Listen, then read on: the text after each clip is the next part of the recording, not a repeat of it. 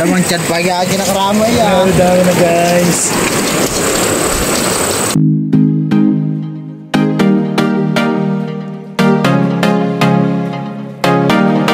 For today's video, dahil wala kaming maulam bukas ng tanghalian, ito na pagdesisyon namin na magtutropa na mangilaw ngayong gabi. Bali kung ano man na makuha namin dito ngayon sa hibasan o sa dagat ay kukuha na namin para may ulam kami bukas ng tanghalian. Medyo may kalakasan niya ang alon pero kaya lang yan para sa ulam namin sa pananghalian. Bali ang gagawin pala namin ngayon ay mangilaw kami ng mga seashell o kung tawagin dito sa amin ay sihi. Tawag din sa amin pa malakayan na to ay panoyo kung tawagin dito sa amin. Bali nga pala ang kasama ko ay yung dalawa kong pinsan at yung isa kong pamangkin. Pagdating namin dito sa dagat, imbis na sihi ang aming makita, ay mga sea crab ang nakita namin na kung tawagin dito sa amin ay gidawan. Medyo may kalakasan nga ang hampas ng alon kaya medyo nahirapan kami para makakita ng mga seashell o sihi. Dahil nga may kalakasan ang hampas ng alon, dito lang kami sa gilid pumunta. Dito rin na namin natagpuan yung mga sea crab na nahuli namin. Sabi nakahuli si Tito Owe.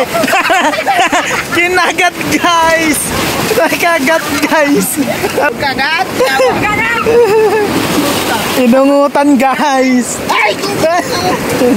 Makalipas ang ilang minuto, eto nakahuli na rin yung pamangkin ko ng isang sea crab.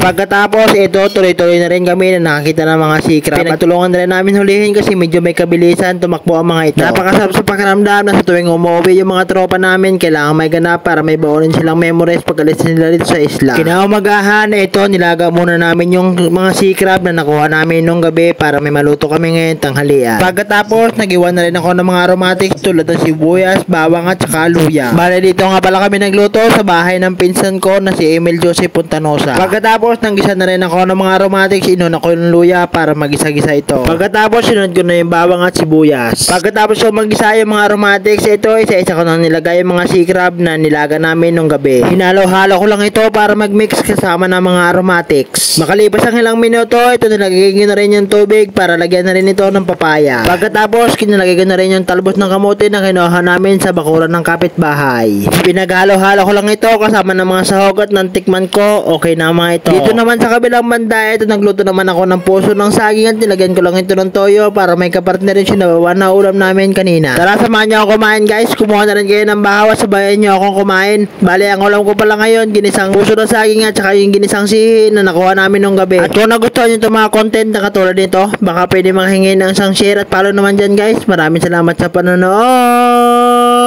God bless.